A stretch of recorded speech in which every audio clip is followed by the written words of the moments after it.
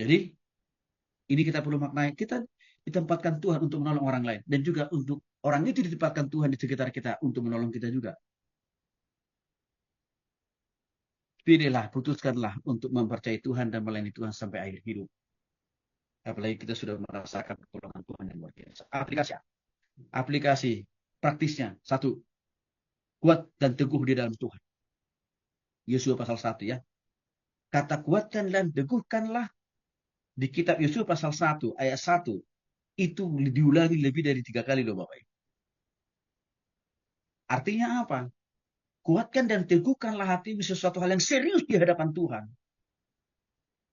Kalau kita mau ditopang, ditolong, dan diselamatkan oleh Tuhan.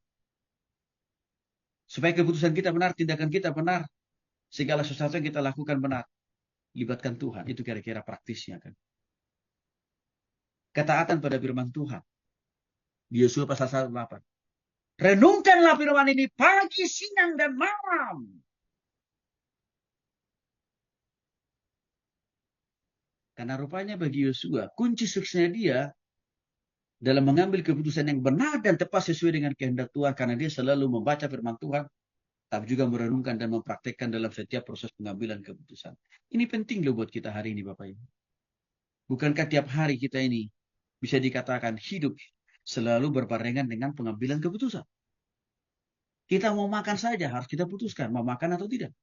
Mau tidur saja kita harus putuskan mau tidur atau tidak. Kita mau keluar rumah harus kita putuskan juga. Mau keluar atau tidak. Kita mau kerja. Kita mau melayani. Di sana juga ada keputusan. Maka supaya keputusan kita selalu benar. Tuhan bilang, renungkan pagi, siang, dan malam firman Tuhan itu supaya engkau hati-hati dalam bertindak.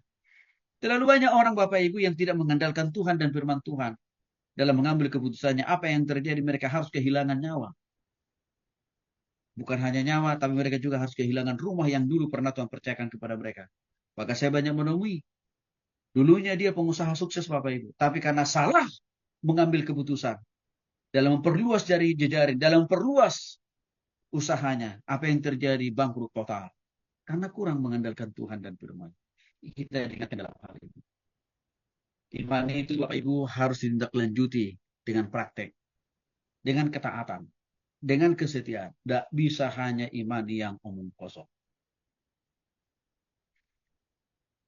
Dosa yang tersembunyi sekalipun mungkin dosa itu tersembunyi buat kita. Tapi bagi Tuhan tidak ada yang terlalu sulit. Tidak ada yang terlalu tersembunyi. Tidak ada yang terlalu pelik bagi Tuhan untuk melihat. Karena di hadapan Tuhan kita ini telanjang. Maka maksud saya begini Bapak Ibu. Sebagai aplikasi dari kitab Yosua ini. Kita perlu selalu minta dikoreksi Tuhan tiap hari. Adakah dosa di hati, pikiran, perasaan, tindakan, dan perbuatan kita ini yang masih menghalangi Tuhan, menghalangi berkat Tuhan? Oke. Kalau ada cepat-cepat kita mengakui di hadapan Tuhan supaya kehadiran kita karena dosa kita menghalangi berkat Tuhan kepada orang lain dan juga kepada diri kita sendiri. Pentingnya kita memperhatikan dan menaati setiap peringatan. Kita Yosua sudah banyak memberikan peringatan buat kita. Ketidaktaatan menghasilkan masalah, persoalan. Dosa mengakibatkan kegagalan. Kan peringatan buat kita sekarang ini. Jangan kita persubur hidup kita dengan tidak taat. Dengan dosa-dosa terus. Jangan. Itu menyusahkan diri sendiri. Kalau Tuhan sudah kasih jalan gampang, jalan mudah alias jalan tol, kenapa sih kita harus milih jalan yang susah? Itu namanya kurang kerja. Komitmen penuh, percaya penuh, totalitas hidup kepada Tuhan, harga mati.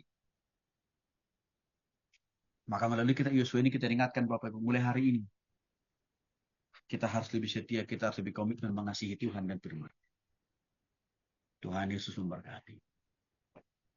Itulah seputar tentang kitab Yosua. Saudara, tapi kita langsung saja dulu lanjut ke kitab berikutnya. Nanti kalau breaknya di belakang aja Bapak Ibu ya.